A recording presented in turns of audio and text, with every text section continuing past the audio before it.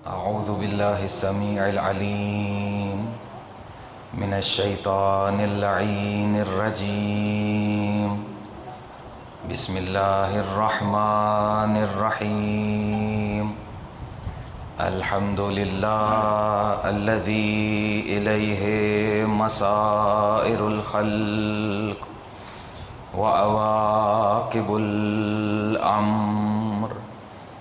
نحمده على عظيم إحسانه ونير برهانه ونوامي فضله وامتنانه، حمدا يكون لحقه قضاء ولشكره أداء، والصلاة والسلام والتحية والإكرام على أمينه وحبيبه وخيرته من خلقه وحافظ سره ومبلغ رسالاته، العبد المرتضى والنبي المجتبى والرسول المصطفى أبي القاسم محمد. اللهم صل على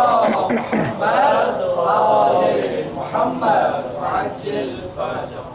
وآله الأطيبين الأطهرين الأكرمين المعصومين المظلومين الذين أذهب الله عنهم الرجس وطهرهم تطهيرا. اللهم صل على محمد وآل محمد لا سيما ابن الزهراء بقية الله وآيته الكبرى، واللعنة الأبدية على أعدائهم أجمعين. أما بعد، فقد قال جعفر بن محمد الصادق عليه السلام: اللهم صل على محمد وآل محمد. اللهم اجعلني من زوارك. صلوات بر محمد و آل محمد. اللهم صل على محمد وآل محمد وعجل فرجهم. پروردگار کا شکر بجا لاتے ہیں کہ جس نے زندگی میں ایک اور یہ موقع رکھا کہ مل بیٹھیں اور ذکر امام حسین علیہ السلام سے اپنے قلوب کو منور کر سکیں. سبحان اللہ، ماشاء اللہ. پروردگار سے دعا گو ہیں کہ ہمیں وہ پڑھنے، وہ کہنے، وہ سننے، وہ دل میں بٹھانے کی توفیق عطا فرمائے کہ جس میں ہماری دنیا اور آخرت کا بھلا ہے. اس فرش عزا کے بچھانے والوں کی پروردگار توفیقات میں اضافہ فرمائے، حاضرین کی توفیقات میں اضافہ ہو، مومنین مرحومین کے درجات بلند ہوں، اور جہاں جہاں مجلسیں ہیں پروردگار ان کی حفاظت فرمائے، اور جو بیان کر رہے ہیں اور اس حقیر کے بھی پروردگار توفیقات میں اضافہ فرمائے اور قبول کر لے اپنی بارگاہ میں اس ذکر حسین کو. پروردگار سے دعا گو ہیں کہ پروردگار رہبر معظم کو طول عمر عطا فرمائے اور ان کے ہاتھوں سے یہ پرچم انقلاب وارث انقلاب کے ہاتھوں تک پہنچے. اپنی ان دعاؤں کی قبولیت کے لیے، عالم اسلام کی سربلندی کے لیے، دشمنان اسلام کی نابودی کے لیے بلند آواز سے صلوات بھیجیے گا.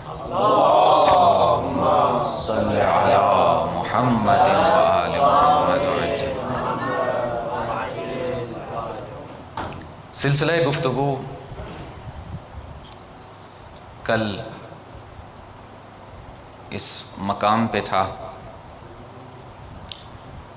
کہ لفظ زیارت پر ہم کچھ ٹھہرے تھے، اس کے لغوی معانی کو جاننے کی کوشش کی تھی کہ زیارت ایک ایسا قصد ہے کہ جس میں دو مفاہیم پائے جاتے ہیں. یہ دو مفاہیم ہوں تو زیارت اپنا معنی مکمل کرتی ہے. ایک تھا میل اور ایک تھا عدول. اہل لغت نے لکھا المیل والعدول. یہ اصل ہے اس ریشے کی اور اس لفظ کی، یعنی توجہ اور روگردانی. مزور کی جانب توجہ، غیر مزور سے روگردانی اور منہ موڑ لینا. اب جو بھی اس کا غیر ہے، اب یہ غیر طے پاتا ہے کہ وہ مزور کیسا ہے تو اس کا غیر کون ہوگا اور کیا ہوگا. ایک جملہ عرض کیا کل کی گفتگو میں، اور وہیں سے مدد لے کے اس جملے سے آج کی بات کو یہاں سے آگے بڑھاؤں گا اور بڑھانے کی کوشش کروں گا. ایک جملہ عرض کیا کہ آیات و روایات کے فقرے الگ بھی اپنا معنی دیتے ہیں، الگ بھی اپنا معنی دیتے ہیں. جیسے کل بھی اور آج بھی سرنامہ سخن تھا یہ فقرہ دعا کا جو آقا اور مولا صادق آل محمد علیہ الصلوۃ والسلام سے ہے. اللہم صلی علی محمد و آل محمد وعجل فرجہ، کہ اللہم اجعلنی من زوارکا، پروردگار مجھے اپنے زائروں میں سے قرار دے. اب یہ خود بھی اپنا معنی دے رہا ہے لغت کی مدد سے، یعنی پروردگار میری توجہ کا مرکز تیری ذات بن جائے، میرا رخ تیری طرف ہو جائے، میرا دل تیری جانب متوجہ ہو جائے. اور عدول یعنی تیرا جو غیر تصور کیا جا سکتا ہے، ہر غیر سے رخ موڑ لوں، بس تیری جانب متوجہ ہو جاؤں. لیکن کیسی توجہ، کس طرح سے توجہ، کوئی تفصیل، کوئی وضاحت، کوئی آسانی کہ جس آسانی سے یہ مطلب سمجھ میں آ جائے، کوئی ملموس طریقہ کہ جس سے ہم سمجھ سکیں کہ خدا کی طرف توجہ کس طرح، غیر خدا سے عدول اور روگردانی کس طرح. تو یہ عرض کیا کل کہ جب دوسری روایات، آیات اور مفاہیم ملتے ہیں جو اس سے ربط رکھتے ہیں کسی بھی طریقے سے، تو اگرچہ وہ اکیلا فقرہ معنی دے رہا تھا، لیکن جب دیگر فقرے، دیگر مفاہیم اور دیگر چیزیں آ کر جڑتی ہیں، اگر انسان کو جوڑنے کا ڈھنگ آتا ہو، حوزے میں یہی تو سیکھتے ہیں ہم، اگر انسان کو جوڑنے کا ڈھنگ آتا ہو، خدا عنایت کر دے، تو پھر نئے مفاہیم تولید پاتے ہیں ہمارے ذہنوں کے اندر. وہ فکر کی تعریف بھی منطق کی آپ کے ذہنوں میں چل رہی ہوگی. تو وہ جملہ کیا تھا دوسرا جو زیارات کے اندر، جو جس کتاب کا کل بھی حوالہ دیا تھا، کامل الزیارات، اس کے اندر بھی ہے، دیگر کتب کے اندر بھی ہے، اور مختلف انداز سے آیا ہے، مختلف قیود کے ساتھ بھی آیا ہے، مطلق بھی آیا ہے.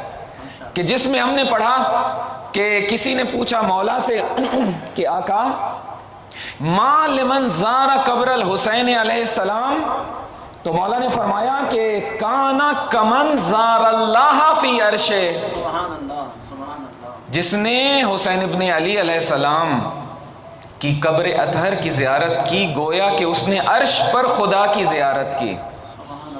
تو بس یہ تھا کل کے ساتھ گفتگو کو جوڑنا. اور اب یہاں سے گفتگو کو آگے لے کر کے بڑھتے ہیں. صلوات بھیجیے محمد و آل محمد.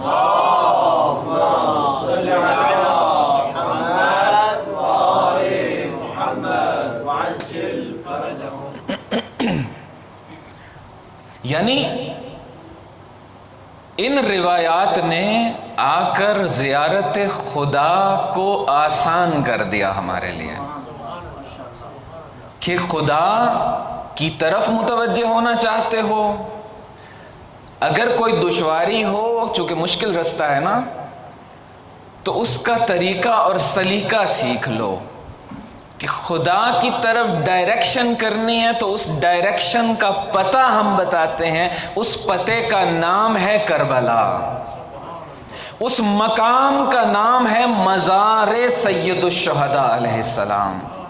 اتنا ڈوب گئے تھے خدائی رنگ کے اندر، صبغت اللہ کے اندر، اتنا خدا تھا تحریک حسینی کے اندر کہ اب اگر انسان خدا کو ڈھونڈنا چاہے اور اس کی طرف توجہ کرنا چاہے تو روایات نے بتایا کہ کربلا کی طرف متوجہ ہو جاؤ.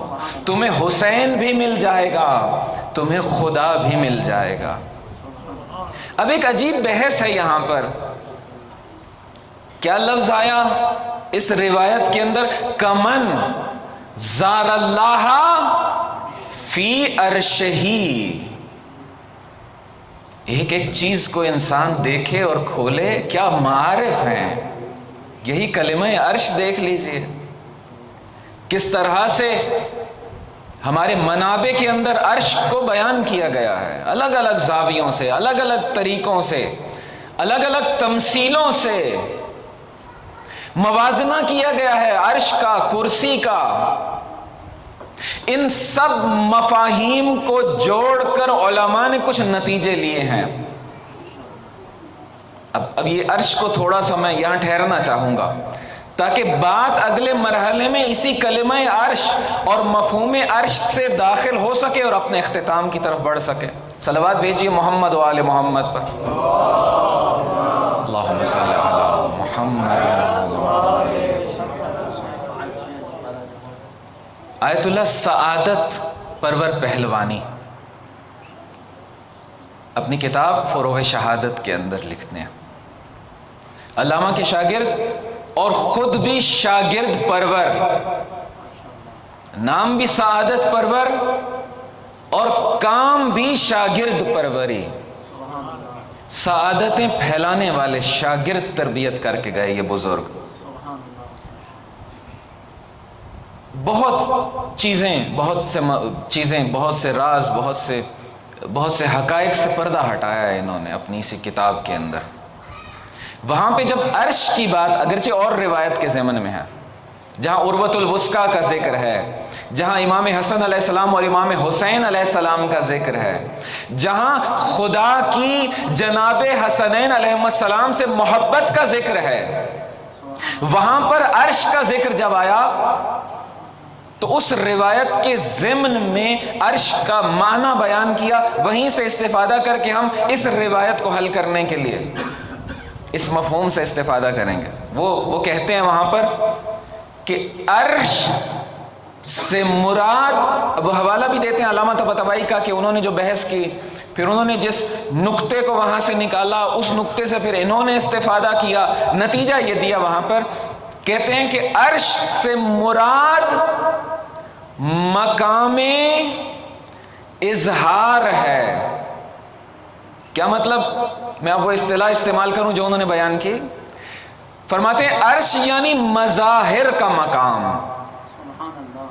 مظاہر کہتے ہیں درست ہے کہ روایات کے اندر اس صلوات بھیجیے محمد و آل محمد پر. اللہم صلی علی محمد و آل محمد. کہ علم خدا، اب میں نہیں رکوں گا زیادہ، بات ذرا خشک ہے، آگے بڑھ جاؤں گا اس خشک بات سے، لیکن سہارا دے گی آگے بڑھنے کے لیے، اس لیے آپ کی بھی مدد چاہیے. فرماتے ہیں کہ علم اور قدرت الہی، خدا کا علم اور خدا کی قدرت، عرش کو ان چیزوں سے تعبیر کیا گیا روایات کے اندر. اور کہتے ہیں جو مظاہر کی بحث ہے اس کا ریشہ اور اس کی اساس بھی علم اور قدرت الہی ہے. اور وہیں سے یہ لیتے ہیں عرش یعنی مظہر. اب ذرا دیکھیے اس زاویے سے بھی دیکھیے اس روایت کو کہ آقا فرمائیے کہ جس نے آقا سید الشہداء کی زیارت کی، قبر سید الشہداء علیہ السلام کی، اس کا مقام کیا ہے؟ فرمایا کمن زار اللہ فی عرشہ، جس نے عرش الہی میں خدا کی زیارت کی. اگر اس مظہر کے معنی کو لیا جائے یہاں پر، انشاءاللہ انشاءاللہ. اچھا اب میں ایک اور جملہ یہاں کہہ دوں بسم اللہ. کہ اگر اس استفادے کو نہ کریں، فرض کریں کوئی سمجھتا ہے کہ یہ استفادہ سنگین ہے، کہاں سے کیا انہوں نے؟ عرش یعنی مظہر.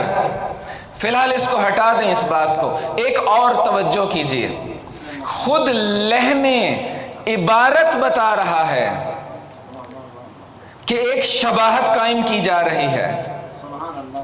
ایک جوڑا جا رہا ہے کسی طریقے سے. اس زاویے سے بھی دیکھیں تو بات مظہر تک آ کر پہنچتی ہے.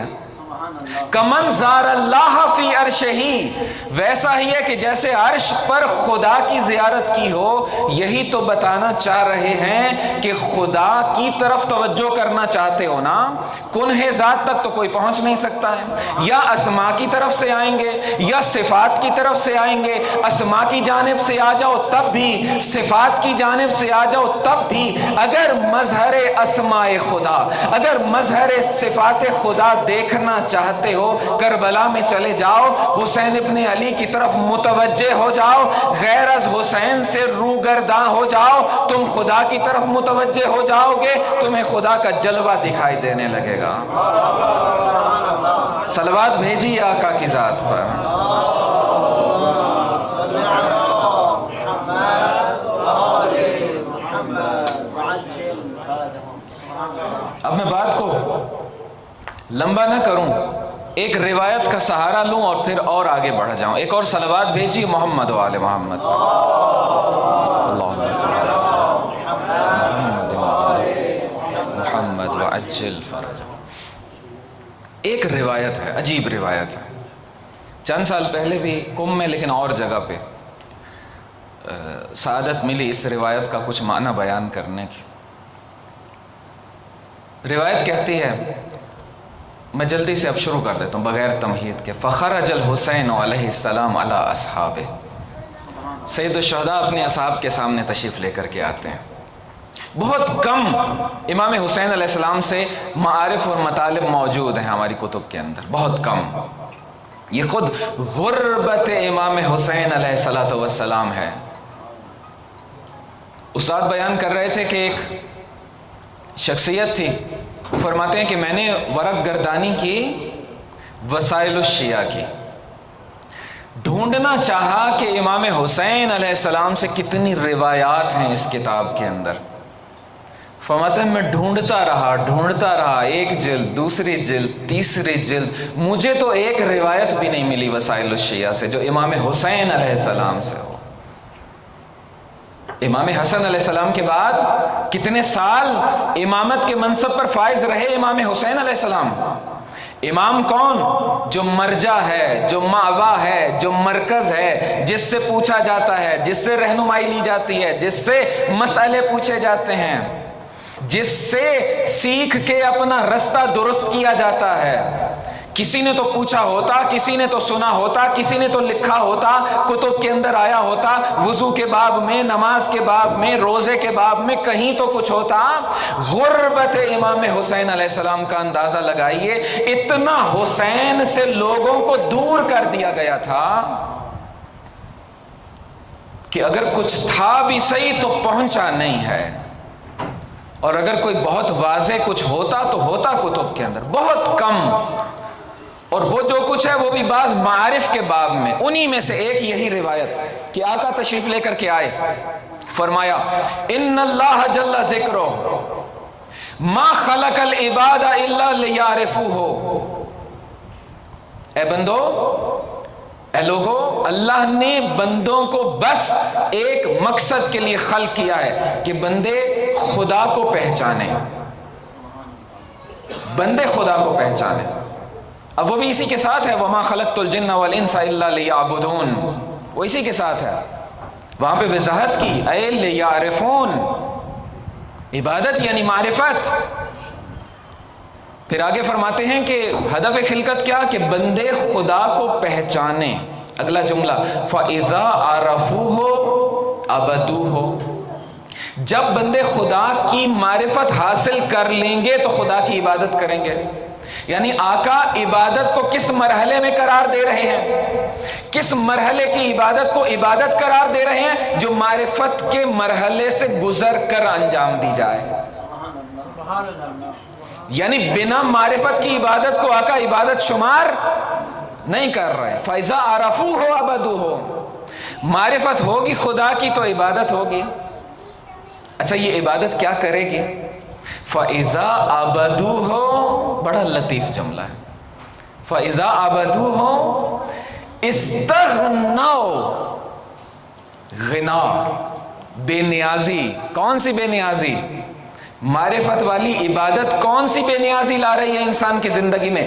استغنوا بعبادتہ عن عبادت من سواہ. خدا کو پہچانے گا، پھر پہچان کے عبادت کرے گا. جوڑیں، ترتیب جوڑیں. جب پہچان کے عبادت کرے گا، یہ معرفت والی اور پہچان والی عبادت کیا کرے گی؟ غیر اللہ کے سامنے جھکنے سے انسان کو مستغنی کر دے گی، بے نیاز کر دے گی. اب جی چاہ رہا ہے ایک لمحے کے لیے ٹھہر جاؤں، ذرا ارد گرد نگاہ دوڑائیے، ذرا دیکھیے پوری دنیا کا میڈیا، پوری دنیا کے تحلیل گر، تجزیہ نگار کیا کہہ رہے ہیں؟ یہ پچھلے چند دنوں سے لے کے ابھی تک مسلسل کیا کہہ رہے ہیں؟ اتنی پابندیاں تھی کیسے بنا لیا؟ اتنی پابندیاں تھی، اتنی ایکوریسی کیسے آ گئی؟ اتنی پابندیوں میں گھرا ہوا ایک ملک اتنی ترقی کیسے کر سکتا ہے؟ ہمارے ایک عزیز، ہمارے ایک جاننے والے انگلینڈ سے یہاں آئے زیارت کے لیے، ملنا چاہا، حاضر ہو گئے ان سے ملنے کے لیے. انہوں نے شہر دیکھنا چاہا، حرم سے لے کے گھر تک رستے میں دیکھتے رہے. ابھی چند مہینے پہلے کی بات. وہ کہتے ہیں میں تعجب کر رہا ہوں کہ یہ دماغ اس قوم کو خدا نے کہاں سے دیا ہے.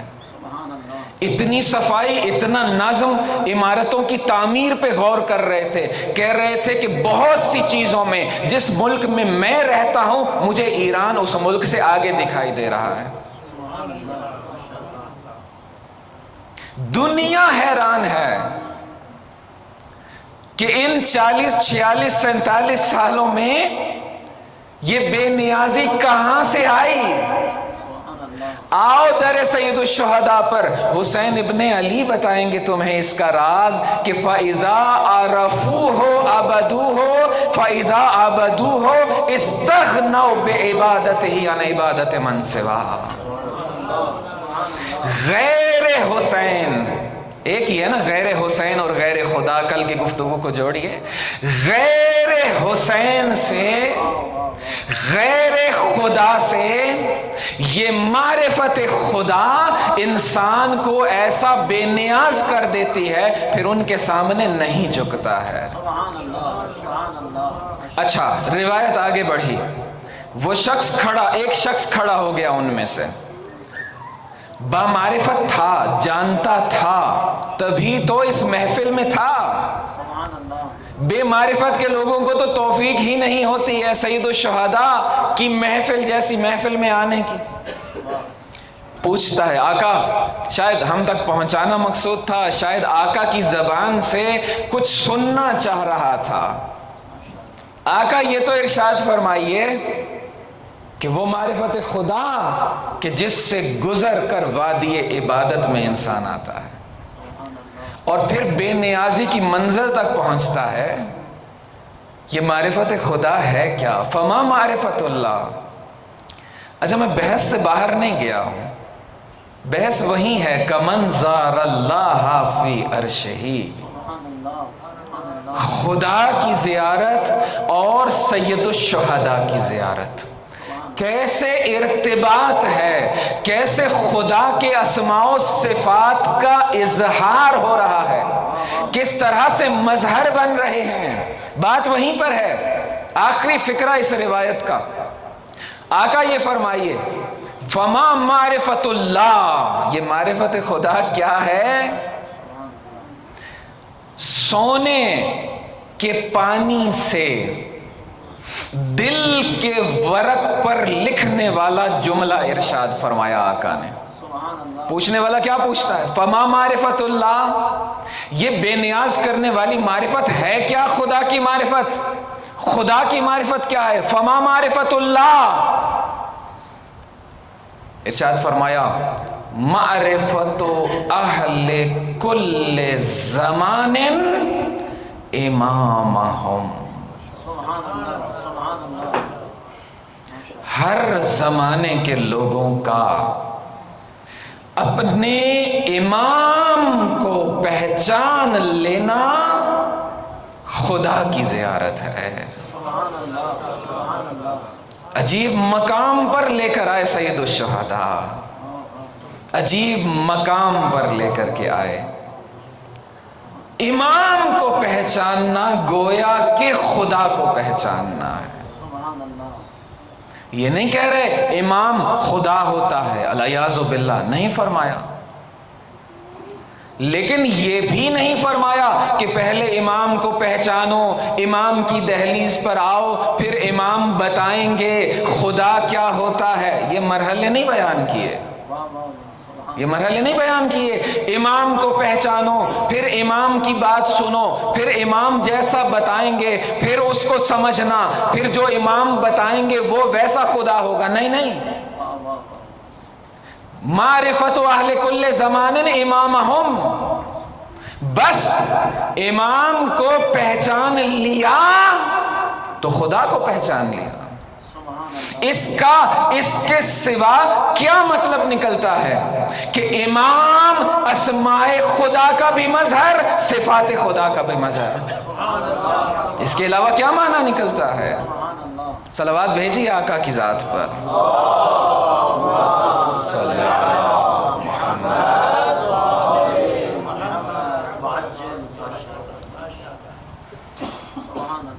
اب اس میں بہت لطائف ہیں لیکن دامن وقت میں گنجائش نہیں ہے۔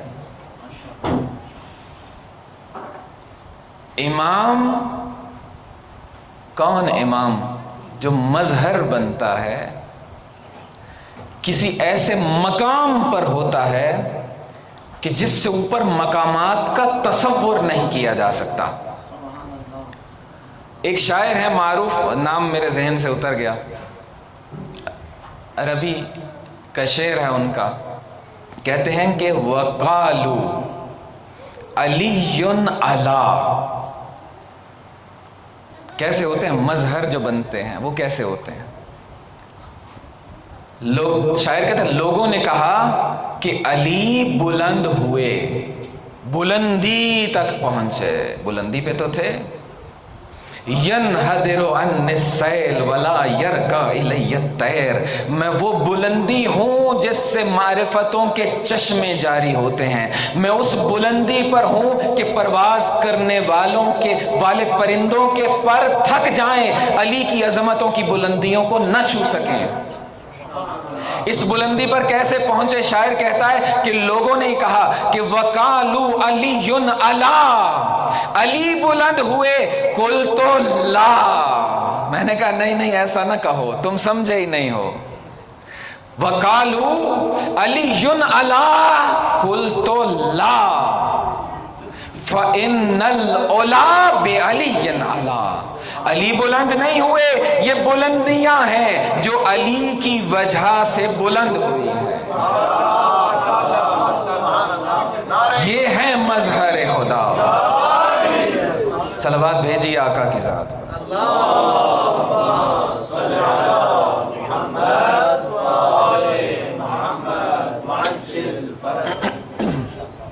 اب شہریار کا شعر بھی مجھے یاد آ گیا۔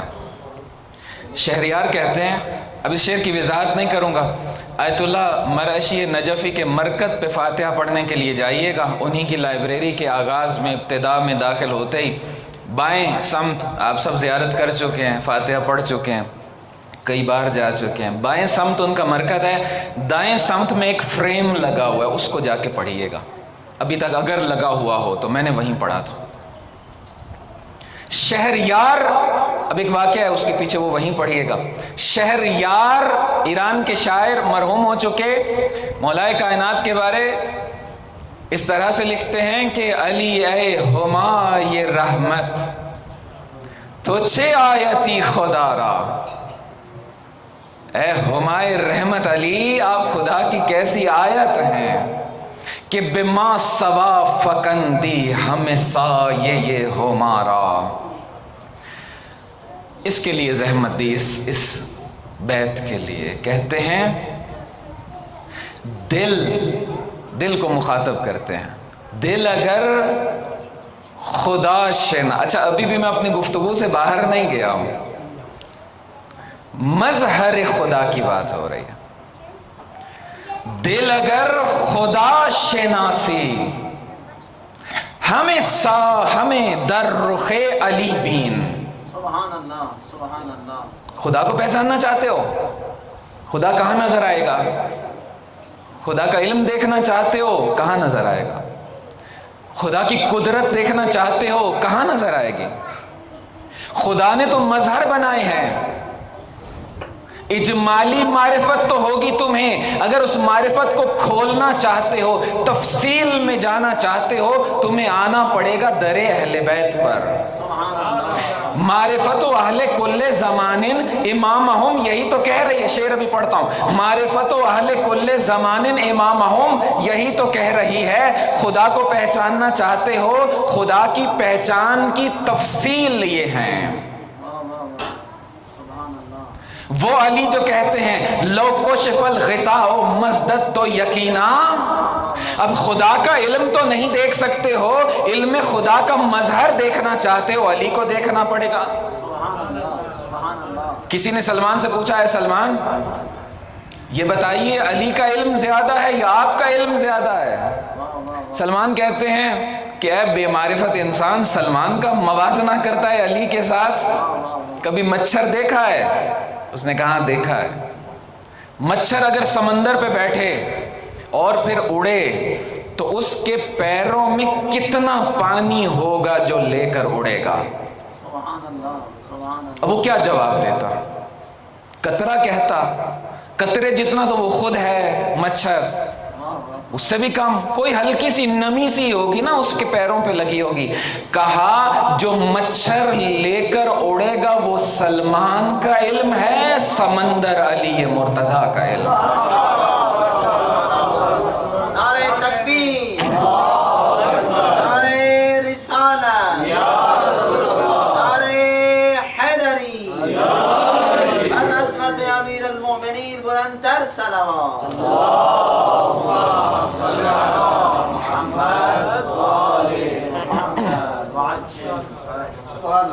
خدا کو پہچاننا چاہتے ہو، علم خدا کو پہچاننا چاہتے ہو، علی کو دیکھنا ہوگا.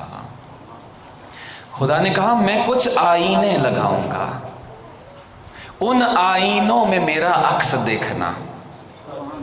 مجھے پہچاننا چاہتے ہو، معرفت اللہ تک آنا چاہتے ہو، صدر و ذیل کو دیکھیے اسی روایت کا جس کا معنی کیا سید الشہداء علیہ السلام کی.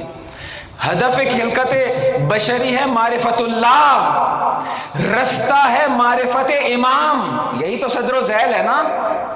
ہدف خلقت بشری معرفت اللہ، صدر روایت، ذیل روایت، راہ معرفت خدا، معرفت امام. یہی تو فرما رہے ہیں کہ خدا نے بتا دیا کہ میں آئینے لگا دوں گا، ان میں دیکھتے چلے جانا، تمہیں میرے اسماء کا بھی عکس دکھائی دے گا، میری صفات کا بھی عکس دکھائی دے گا. اگر مجھ محمود کو پہچاننا چاہو گے تو آ جانا در محمد پر، اگر مجھ اعلیٰ کو پہچاننا ہو تو آ جانا در علی پر، اگر مجھ فاطر السماوات والارض کو جاننا ہو تو در فاطمہ پر جبین عقیدت کو جھکانا ہوگا، اگر مجھ محسن کو جاننا چاہو تو آنا ہوگا میرے حسن کے پاس، اگر مجھ قدیم الاحسان کی معرفت حاصل کرنا چاہو تو آ جانا میرے حسین کے پاس.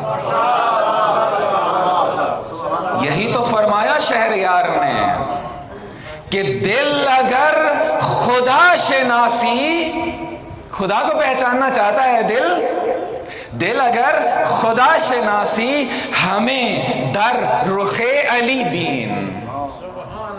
خدا کو پہچاننا چاہتے ہو چہرہ علی کی زیارت کر لو.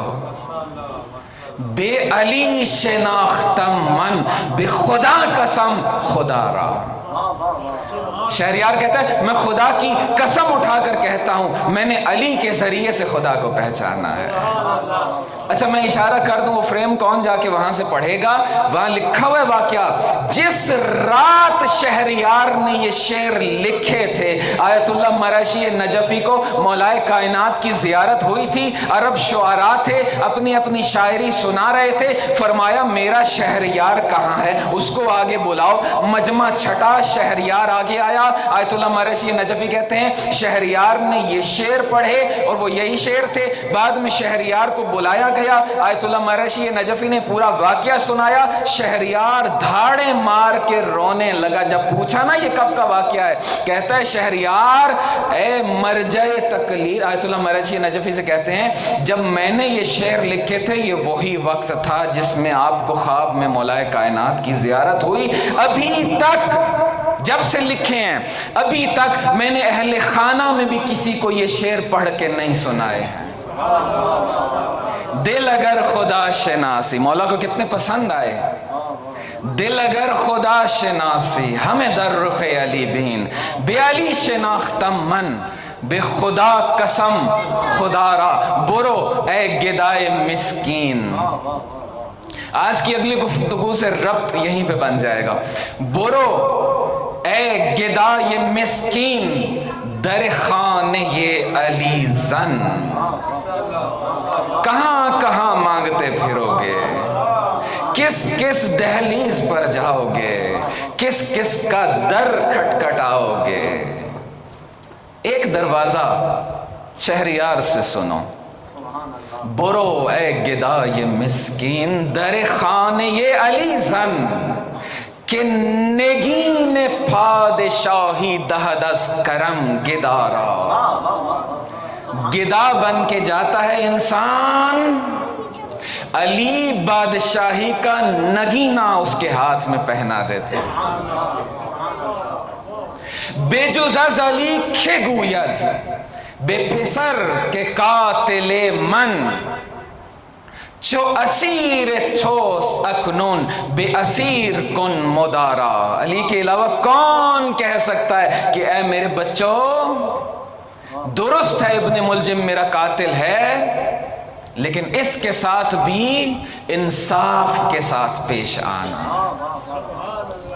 اور یہ اگلی گفتگو کا جہاں ربط قائم کرنا چاہ رہا تھا. بے جز از علی کی آرد پسری ابو العجائب. علی کے علاوہ ابو العجائب بیٹا کون دنیا میں لا سکتا تھا. کس کے بس میں تھا کہ حسین دنیا کو دے کر جائے. حسین جیسا بیٹا عطا کر کے جائے دنیا کو. بے جز از علی کی آرد پسری ابو العجائب.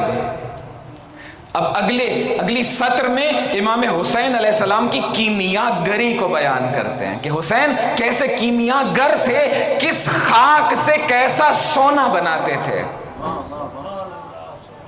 بے جز از علی کی آرد پسری ابو العجائب کہ علم کند بے عالم شہدائے کربلا را.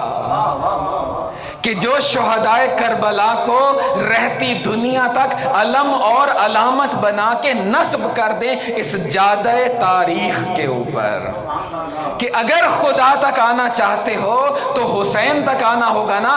حسین تک آنے کا رستہ ہے یہ 72 شہدائے کربلا. یہ 72 تمہیں لے کر کے آئیں گے اپنے علمدار کی طرف, اور وہ علمدار ہے باب الحسین. باب الحسین لائے گا حسین کے پاس. حسین کے پاس آؤ گے تو کمن زار اللہ فی عرشہ کی منزل پر فائز ہو جاؤ گے. یہ ہے ارتباط. کیوں عزاداری، کیوں گریہ، کیوں ماتم؟ ہم خدا تک پہنچنا چاہتے ہیں، رستہ حسین ابن علی ہے۔ ہم خدا تک پہنچنا چاہتے ہیں، رستہ علی مرتضیٰ ہے۔ ہم خدا تک پہنچنا چاہتے ہیں، رستہ ابو طالب ہے۔ ابو طالب کے بیٹوں نے کربلا سجا دی۔ اب بات یہاں تک آ گئی تو میں ایک روایت کا ترجمہ کروں گا۔ ایک دفعہ ہر حاجت جو بھی دل میں ہے اس کا تصور کر کے، اور ہر حاجت جو کبھی پیش آ سکتی ہے اور دل میں ابھی نہیں آئی ہے، ہر حاجت کا تصور کر کے ایک مرتبہ خلوص دل سے مولا ابو الفضل العباس کی ذات پر صلوات بھیجیے۔ اللہم صلی اللہ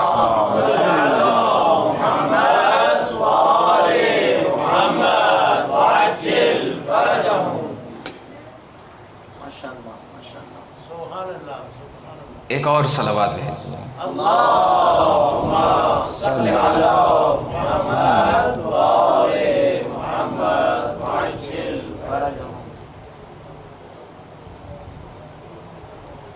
حضرت امام زین العابدین علیہ السلام سے روایت ہے،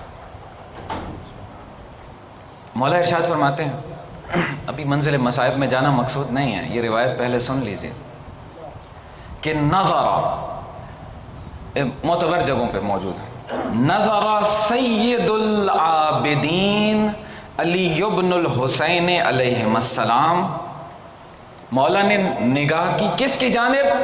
الی عبید اللہ ابن عباس ابن علی ابن ابی طالب علیہ السلام۔ پورا سلسلہ نسب روایت میں ہے، حضرت ابو طالب تک جاتا ہے۔ مولا ابو الفضل العباس علیہ السلام کے بیٹے کو دیکھا تو فرماتے ہیں، ما من یوم اشد علی رسول اللہ صلی اللہ علیہ وآلہ وسلم، رسول اللہ کے لیے سب سے سخت دن کون سا تھا؟ من یوم احد، سب سے سخت دن یوم احد۔ کیوں؟ وجہ بیان کی، قتل فیہ امہ حمزہ، حضرت حمزہ ابن عبد المطلب، جب جناب حمزہ کو شہید کر دیا گیا، اسد اللہ و اسد الرسول، جو اسد اللہ تھے، جو اسد الرسول تھے۔ پھر فرمایا ایک اور دن پھر بتاتے ہیں جو رسول اللہ پہ بہت سخت تھا، دوسرا کون سا سخت دن؟ وبعدہ، اس کے بعد سب سے سخت دن یوم موتا، جنگ موتا کا دن، قتل فیہ ابن امہ جعفر، جب جناب جعفر کی شہادت ہوئی۔ پھر فرماتے ہیں یہ دو سخت دن بیان کر کے پھر فرماتے ہیں، عجیب جملہ ہے، لا یوم کا یوم الحسین علیہ السلام، حسین کے دن جیسا کوئی دن نہیں ہے۔ یہ بھی بڑے سخت دن تھے، لیکن عاشورہ ہے۔ اچھا، ایک عجیب بات یہاں پر فرمائی، اب عربی کے فکرے پہ غور کیجئے گا۔ ثم قال علیہ السلام، امام زین العابدین علیہ السلام نے پھر فرمایا، یزعمون، عاشورہ کے دن کی وضاحت، یزعمون، وہ چیز کہ جو نہ ہو لوگ گمان کر لیں کہ ویسی ہے، لیکن حقیقت میں ویسی نہ ہو۔ زعم کا لفظ استعمال ہوتا ہے نا، گمان، یعنی حقیقت میں ایسی نہیں ہے، لوگ ایسی سمجھتے ہیں۔ یزعمون کا لفظ ہے کیا؟ یزعمون انہم من ہذہ الامہ، قاتلان حسین جو کربلا میں سید الشہداء کے سامنے آئے ہوئے تھے، وہ گمان کر رہے تھے کہ مسلمان ہیں۔ یزعمون انہم من ہذہ الامہ، کل یتقرب الی اللہ عز وجل بدمہ، حسین کا خون بہا کر قرب خدا حاصل کرنا چاہتے تھے، حسین کا خون بہا کر۔ پھر فرماتے ہیں آگے چل کے رحم اللہ العباس، مولا عباس کا بیٹا ہے نا سامنے، اب اسی روایت میں فرماتے ہیں رحم اللہ العباس، میرے چچا عباس پر خدا رحمت کرے، فَلَقَدْ آثَرَ وَأَبْلَى وَفَدَا أَخَاهُ بِنَفْسِهِ حَتَّى قُطِعَتْ يَدَاهُ فَأَبْدَلَهُ اللَّهُ عَزَّ وَجَلَّ بِهِمَا جَنَاحَيْنِ يَطِيرُ بِهِمَا مَعَ الْمَلَائِكَةِ فِي الْجَنَّةِ، خدا ان دو ہاتھوں کے بدلے دو پر دے گا، پرواز سے کنایا ہے نا، یعنی بہت بلند پرواز، اے عباس جتنا اوپر جانا چاہتے ہو اڑتے چلے جاؤ، چلتے چلے جاؤ، پروردگار نے بلندیوں کا معراج کا رستہ عباس کے لیے کھول دیا ہے۔ سبحان اللہ، سبحان اللہ۔ اور اس کی وضاحت اگلا جملہ کر رہا ہے، کون سی معراج؟ ان للعباس عند اللہ تبارک و تعالی منزلتن، کون سی معراج، کون سا عروج، کون سی پرواز؟ فرماتے ہیں خدا کے نزدیک عباس کی اتنی منزلت ہے، یغبطہ بہا جمیع الشہداء یوم القیامہ، سبحان اللہ۔ ہر شہید رشک کرے گا، شہدائے احد بھی ہوں گے، شہدائے جنگ معطا بھی ہوں گے، شہدائے بدر بھی ہوں گے، سب رشک کریں گے کہ عباس کا مقام کیا ہے۔ یا کاشف الکرب عن وجہ الحسین، روایات میں ہے ہمارے معارف کے اندر، رسول اللہ صلی اللہ علیہ وآلہ وسلم جب بہت کسی غم میں ہوتے، کسی ایسی کیفیت میں ہوتے، دنیا ستاتی، منافقین، کفار، بے بصیرت لوگ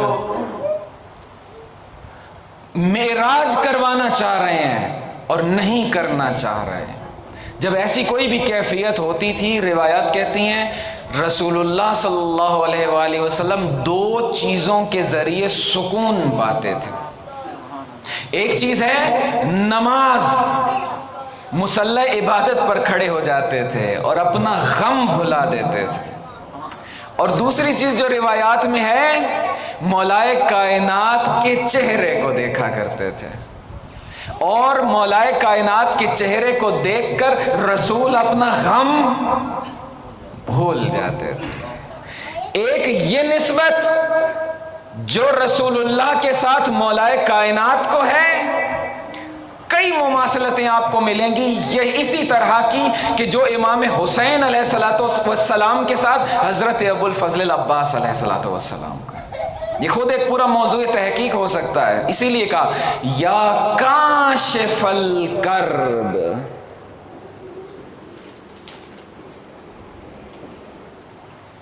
عن وجہ الحسین علیہ السلام۔ کل منزل عاشورہ ہے،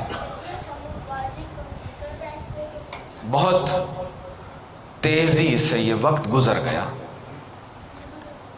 اور ہم بہت قریب ہو گئے عاشورہ کے۔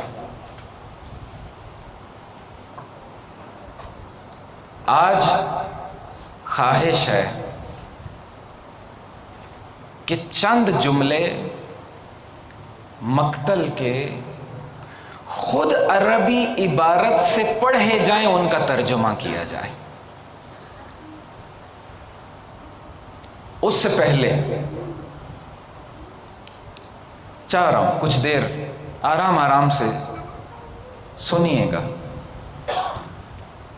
خداوند متعال لمبی زندگی دے آپ سب کو، دین کی بہترین خدمت کر سکیں، لیکن خبر تو نہیں ہے نا کہ اگلے سال یہ زندگی فرصت دے گی یا نہیں دے گی حسین کے بھائی عباس پر رونے کو۔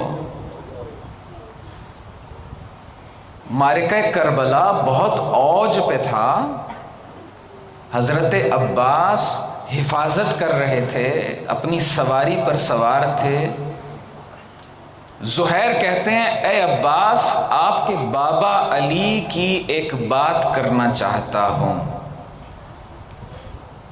فرمایا کہ زہیر وقت تو بہت نازک ہے، دیکھ رہے ہو میں کس ذمہ داری کو ادا کر رہا ہوں، لیکن چونکہ تم نے بابا کا ذکر کیا ہے بتاؤ۔ زہیر کہتے ہیں عباس علی نے تمہاری والدہ گرامی سے ازدواج اس لیے کیا تھا کہ خدا علی کو تم جیسا ایک بیٹا عطا کرے جو عاشور کے دن کربلا میں حسین کی نصرت کر سکے۔ اے عباس آج وہ دن آ گیا ہے جس کے لیے تمہارے بابا نے تمہیں خدا سے مانگا تھا۔ مقاتل کے جملے ہیں، ایڑ لگائی، رکابیں ٹوٹ گئیں، زبان پہ جملہ تھا اتشجعنی یا زہیر، اے زہیر تو مجھے جوش دلواتا ہے، آج میں بتاؤں گا علی کا شیر لڑتا کیسے ہے۔ وہ جو بڑھ بڑھ کے دشمن آ رہے تھے، اب عباس بڑھے، ایک بہت بڑا ان کا سورما اور پہلوان تھا مارد، جس پر بڑا ناز تھا فوج اشقیاء کو۔ مارد پر حملہ کیا، مارد نے حضرت ابو الفضل عباس پہ حملہ کیا، کہا اے مارد، اپنی تلوار نیام میں ڈال دی، اے مارد میں علی کا بیٹا ہوں، آج تیرے نیزے سے تجھے واصل جہنم کروں گا۔ اور ایسا ہی کیا، واپس آئے۔ یہ جنگ گزرتی گئی، اب ایک ایسا مرحلہ آ گیا کہ جس کو مقتل نے لکھا، اب میں وہی مقتل کا جملہ پڑھوں گا، ان العباس لما رآ وحدتہ علیہ السلام۔ اب عباس نے دیکھا اصحاب چلے گئے، علی اکبر چلے گئے، قاسم چلے گئے، اون و محمد چلے گئے، میرے بھائی شہید ہو گئے۔ اب دیکھا تو حسین تنے تنہا کھڑے ہیں۔ اب عباس کے دل کی کیفیت کو کوئی نہیں جان سکتا۔ کچھ اشارہ مقتل نے کیا، جب عباس نے حسین کو تنہا دیکھا، اتا اخاہ وقالا، آئے، کہا، عرض کی، یا اخی حل من رخصت، آقا کیا مجھے اجازت ہے، کیا میرے لیے رخصت ہے، کیا میں چلا جاؤں، کیا میں جنگ کروں؟ چند مقامات ہیں آقا کے گریہ کے، جن میں سے ایک یہی مقام ہے، علمدار لشکر حسین اذن وغا مانگ رہا ہے۔ مقتل کا جملہ ہے فبکل حسین بکاء شدیدا۔ آہستہ آہستہ آگے بڑھیں گے، آہستہ آہستہ شدید گریہ کیا، دھاڑے مار مار کے روئے کہ اب میرا عباس بھی اس وقت اذن جہاد مانگنے کو ہے۔ ثم قال یا اخی انت صاحب اللوائی، اے عباس تم تو میرے لشکر کے علمدار ہو۔ آقا سے عرض کریں گے، آقا شاید عباس نے کہا ہو، مقتل میں نہیں ہے، شاید سوچا ہو کہ آقا وہ لشکر ہی کہاں رہ گیا جس کا میں علمدار تھا۔ بعض اہل معرفت اس طرح سے بیان کرتے ہیں، کیوں یہ جملہ کہا کہ عباس تم میرے لشکر کے علمدار ہو؟ حسین کی نگاہیں تھی نا، عباس کو پہچانتی تھی نا۔ درست ہے سارا لشکر شہید کر دیا گیا، لیکن حسین کے لیے اکیلا عباس بھی پورے لشکر کا مقام رکھتا تھا۔ ایک عباس پورا لشکر حسین تھا، اسی لیے کہا تم تو میرے لشکر کے علمدار ہو۔ عجیب جملے کہے، فرماتے ہیں قد ذاک صدری، مولا اب میرا دل اور جینا برداشت نہیں کر رہا، قد ذاق صدری وسئمت من الحیات، اس زندگی سے دل بھر گیا ہے عباس کا، وسئمت من الحیات وارید ان اطلب الثاری، میں ان فاسقوں سے جا کر ان پاک شہداء کے خون کا بدلہ لوں۔ مولا نے فرمایا اچھا عباس، اگر جنگ کرنا چاہتے ہو نا، ٹھہرو، جاؤ ان لشکر والوں سے بات کرو، بچے بہت پیاسے ہیں، بچوں کے لیے پہلے پانی کی سبیل کرو، قلیلا من الماء کا لفظ ہے، تھوڑا سا پانی اگر یہ دے دیں تو لے کر آؤ۔ عباس گئے، ان کو واعظ و نصیحت کی، کارگر نہ ہوئی، واپس آئے، آقا کی خدمت میں عرض کیا آقا ان پر کوئی اثر نہیں ہوا۔ اب وہ عجیب مرحلہ ہے، اس مقتل نے بھی لکھا، دیگر مقاتل کے اندر بھی ہے، فَسَمِعَ الْأَطْفَالِ، عباس جو جنگ کر کے شہید ہونے کے لیے آقا سے اجازت لے رہے تھے، اور ایک لحظے کے لیے آقا نے کہا کہ پہلے پانی کا کچھ بندوبست کر دو، اور دشمن نے قبول نہ کیا، آقا واپس آ گئے، اب شاید منتظر تھے کہ اب تو حسین ابن علی مجھے اجازت دے دیں گے جنگ کرنے کی، اتنے میں بچوں کی ایک آواز آئی، فَسَمِعَ الْأَطْفَالِ، عباس نے سنا بچوں کی آواز آئی، العطش العطش، پیاس کی آواز آئی۔ ذرا ٹھہریے، ذرا ٹھہریے، کل یہیں پر ایک جملہ پڑھا، آپ نے سنا، کیا جملہ تھا؟ العطش قد قتلنی، کس کا جملہ تھا؟ حسین کے علی اکبر کا جملہ تھا۔ جنگ کرتے کرتے جب واپس آئے، ایک لحظے کے لیے بابا سے عرض کی العطش قد قتلنی، بابا پیاس نے اکبر کو قتل کر دیا، مار ڈالا۔ ذرا تصور تو کیجئے، پیاس نے اکبر کے ساتھ یہ کیا کہ اکبر کہہ اٹھے العطش قد قتلنی۔ جب اکبر کی یہ کیفیت تھی، خیموں کے اندر سکینہ کی کیا کیفیت ہوگی، ان چھوٹے بچوں کی کیا کیفیت ہوگی، سب سے بڑھ کر 6 ماہ کے علی اصغر کی کیا کیفیت ہوگی۔ العطش العطش، آقا آئے اس خیمے کے اندر جہاں مشکیزیں رکھے تھے۔ عباس کا لقب ہے نا ابو القربا، عباس کا لقب ہے نا ساقیات عشا، عباس کو کہا جاتا ہے نا سکا۔ کیا مراد؟ عباس کی عادت تھی، عباس کا کام ہی یہی تھا، جب بھی عباس کسی پیاسے کو دیکھتے تھے بڑھ بڑھ کے اس کو پانی پلاتے تھے، عباس کسی کی پیاس نہیں دیکھ سکتے تھے۔ آئے اس خیمے کے اندر، عجیب، آپ مقاتل میں سنتے رہتے ہیں، دیکھا چھوٹے چھوٹے بچے ہیں، مشکیزیں خالی ہیں، گرمی اور پیاس کی شدت اتنی ہے، بچوں نے وہ خالی مشکیزیں اپنے شکم سے لگا رکھے تھے۔ بعض ایسے بھی بچے تھے کہ جن جگہوں پر، جن مقامات پر مشکیزیں زمین پر رکھے جاتے تھے، ان جگہوں پر مشکیزوں کو ہٹا کے اپنے شکم کو ریت کے اوپر رکھا ہوا تھا بچوں نے، کہ شاید تھوڑی سی نمی مل جائے۔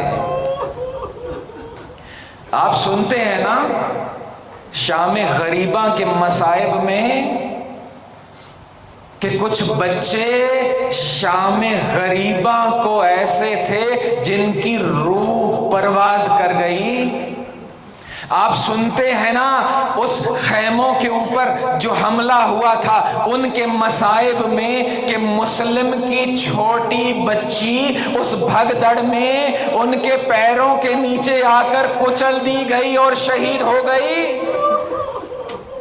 لیکن ایک مصائب کا جملہ یہ بھی ہے جو بعض مقاتل میں ہے کہ ابھی حسین زندہ تھے، ابھی دشمن خیموں کو نہ آیا تھا، بعض بچے پیاس کی شدت سے دنیا سے جا چکے تھے. جو بچ گئے ان کی پیاس بجھانے کے لیے عباس چلے، جنگ کرتے چلے گئے. اب میں مختصر کروں، جنگ کرتے چلے گئے، جنگ کرتے چلے گئے. 4000 تیر انداز اپنے گھٹنوں کو ٹیک کے نشانہ لے کر عباس کی طرف تیروں کو کر کے اپنے تیروں کو چلاتے رہے. عباس بڑھتے رہے، اپنی تلوار سے تیروں کو کاٹتے رہے. وہ تیر علم کو بھی لگتے رہے. عجیب مرحلہ ہے. اب میرا ذہن چلا گیا بعض مقاتل کی اس روایت کی طرف. یزید کا دربار ہے، جب تبرکات لائے گئے ان میں ایک علم بھی تھا، وہ علم لایا گیا. یزید نے ایک سوال کیا، یہ علم کس کے پاس تھا عاشورہ کے دن؟ کہا کیوں کوئی خاص خصوصیت ہے، کیوں پوچھتے ہو؟ اس نے کہا کہ اس علم کا ہر حصہ نیزوں اور تیروں سے زخمی ہے، ایک جگہ پر کوئی نشان نہیں ہے، اور وہ جگہ وہ ہے کہ جہاں علمدار کے ہاتھ تھے. یعنی ان تیروں کو ہاتھوں پر تو لے رہے تھے، علم نہیں گرنے دے رہے تھے. کہا یہ حسین کے علمدار ابو الفضل العباس کا علم ہے. علم لے کے، مشق لے کے لڑتے لڑتے نہر تک پہنچے. اس سواری کو پانی میں اتارا، مشق کو بھرا، چلو میں پانی لیا، اٹھایا، چہرے کے سامنے کیا. مقتل نے کہا فرمل فذکر عطش الحسین علیہ السلام فرمل ماء علی الماء.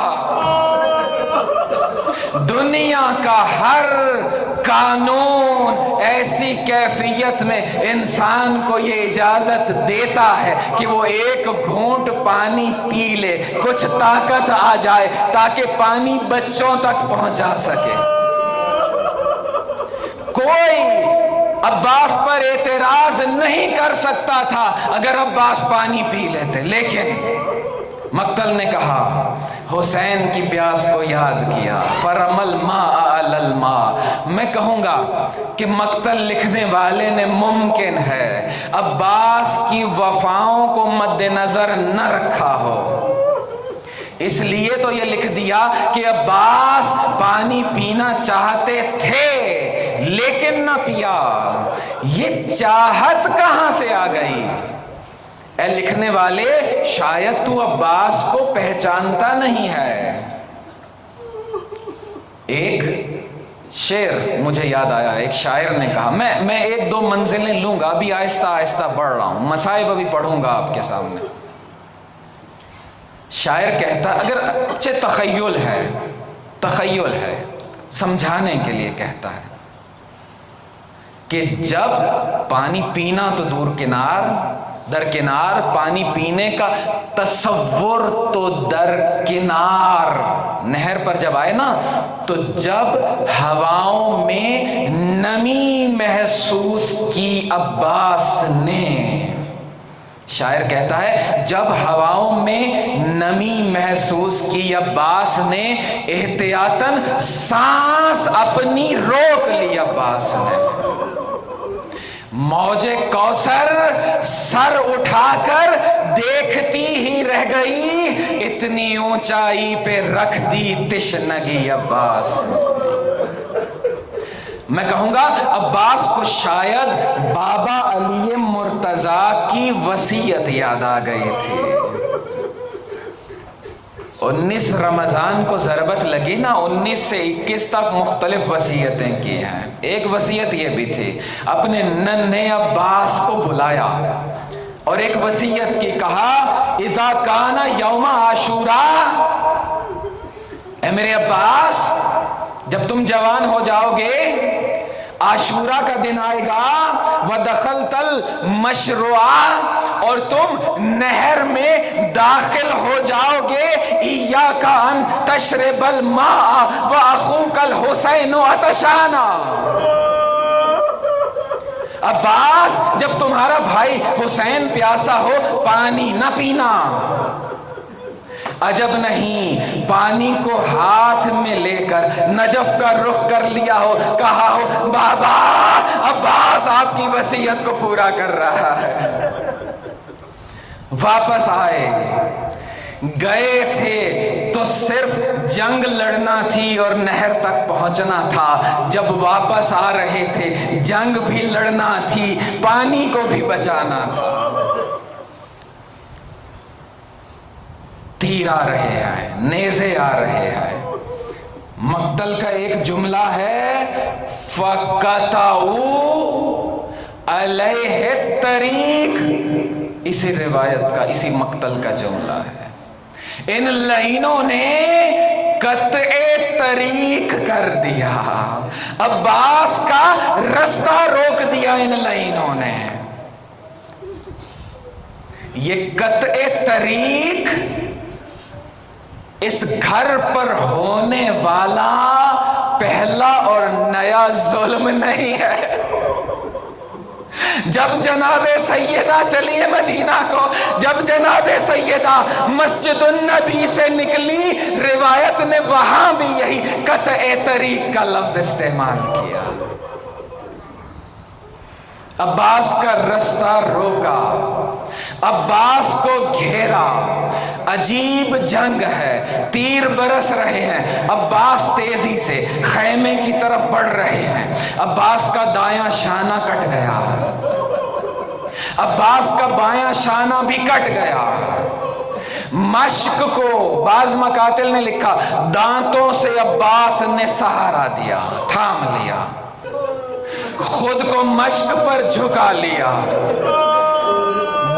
بس اب منزل قریب ہے، 2 منزلیں لوں گا، تیار کیجئے خود کو. آج اس ماں کے بیٹے کو رونا ہے جو جنت البقیع میں اپنے بچوں کی قبریں بنا کر گریا کیا کرتی تھی. ایسا گریا، اس طرح عباس کا مرثیہ پڑھتی تھی. مقاتل کے جملے ہیں، تاریخ کے جملے ہیں، مروان جیسا شقی بھی رو پڑتا تھا. آج اس ماں کے بیٹے کو رونے آئے ہو. اپنی اپنی حاجتیں ذہن میں رکھ کے ام البنین کے بیٹے پر گریا کرنے کے لیے تیار ہو جاؤ. خود کو مشق پر جھکایا کہ کہیں کوئی تیر مشق پر نہ لگے. مشق کو تو بچایا لیکن پشت تیروں سے چھلنی ہو گئی. کل کنفذ کا لفظ ہے جس کا ترجمہ نہ کر پاؤں گا. ہرملہ نے دیکھا کہ بازوؤں سے خون بہ رہا ہے، لیکن کون سی طاقت ہے جو عباس کو تیزی سے خیموں کی طرف لے کر جا رہی ہے، تیزی سے خیموں کی طرف. اور کیا وجہ ہے کہ کچھ دیر کے بعد، ہر کچھ دیر کے بعد عباس رکابوں پر تھوڑے سے بلند ہوتے ہیں، خیموں کو دیکھتے ہیں. اے لعین تجھے کیا خبر؟ عباس تو فاصلہ دیکھ رہے تھے کہ اب کتنا فاصلہ رہ گیا، میں کب خیموں کو پہنچوں گا، کب سکینہ کی پیاس بجھے گی. اس نے دیکھا کہ یہ پانی ہے، تیر چلا. ادھر سے عباس کی امید ٹوٹی، ادھر سے سکینہ کی آس کربلا کی تپتی ریت پر بہہ گئی۔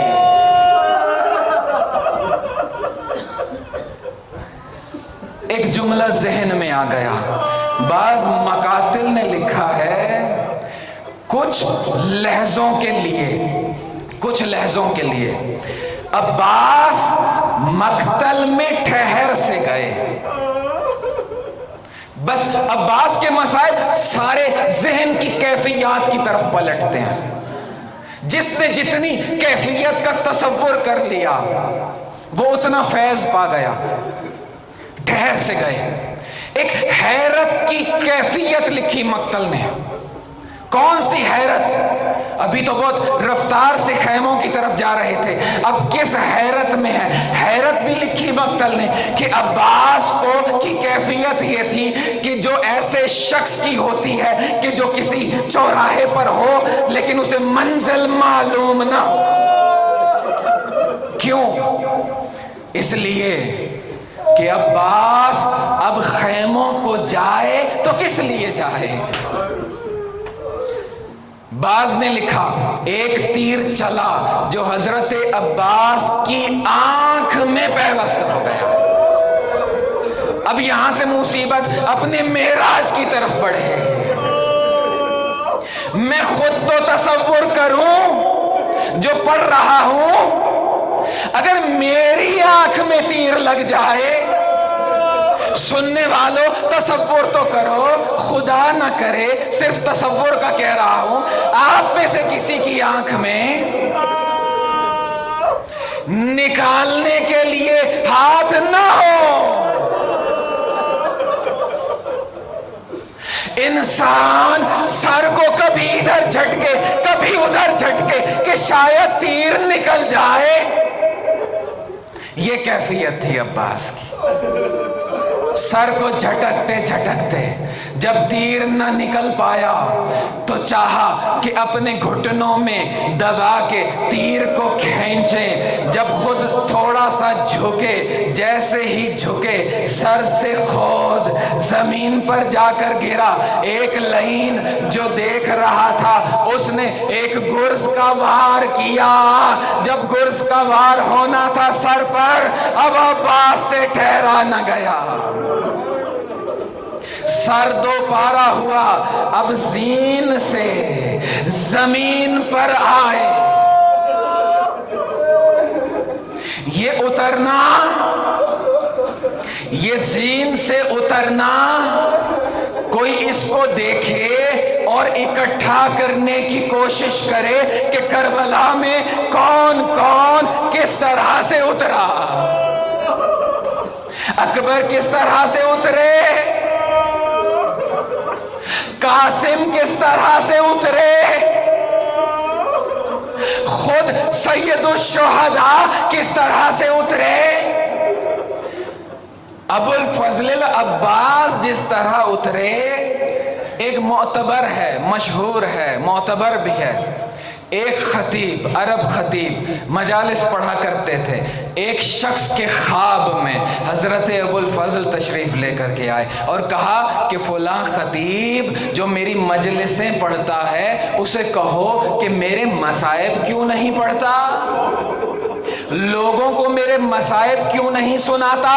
یہ شخص کہتا ہے، خطیب کو بتا رہا تھا کہ اے خطیب، آقا مجھے ملے ہیں، تمہارے لیے پیغام دیا ہے، لیکن میں نے آقا سے عرض کیا کہ آقا میں نے بھی اس کی مجلسیں سنی ہیں، کئی مرتبہ اس نے آپ کے مصائب پڑھے ہیں۔ آقا نے فرمایا اس سے یہ کہنا کہ میری یہ مصیبت پڑھے اور ہمارے ماننے والوں کو بتائے کہ جب کوئی گھوڑا سوار اور شہ سوار دوڑتے دوڑتے گھوڑے سے گر جائے تو کس طرح سے اترتا ہے، اپنے ہاتھوں کا سہارا لیتا ہے۔ اس سے کہنا میرے ماننے والوں کو بتائے کہ جب عباس اتر رہا تھا، پشت پر بھی تیر، سینہ تیروں سے چھلنی، آنکھ میں تیر، میرے ہاتھ نہ تھے، میں میں کس کا سہارا لیتا؟ سارے کینے، سارے بدلے علی کے شیر سے چکانے کے لیے جب عباس اترے نا، تلواروں والوں نے عباس کو گھیر لیا۔ جب تلواریں چلا چکے، اتنے میں نیزہ بردار آگے بڑھے۔ عجیب جملہ مقتل کا، اس کیفیت کا تصور انسان نہیں کر سکتا۔ انسان کی برداشت جواب دے جاتی ہے۔ گھیرا ڈالنا شروع کیا، کہا ہے تلواروں والو ہٹ جاؤ، اب ہماری باری ہے۔ سید الشہداء پہنچے، ان کو ہٹایا، حسین کو آتے دیکھا، بھاگے، فرمایا این تفرون، کہاں بھاگتے ہو؟ تم نے میرے عباس کو مارا ہے۔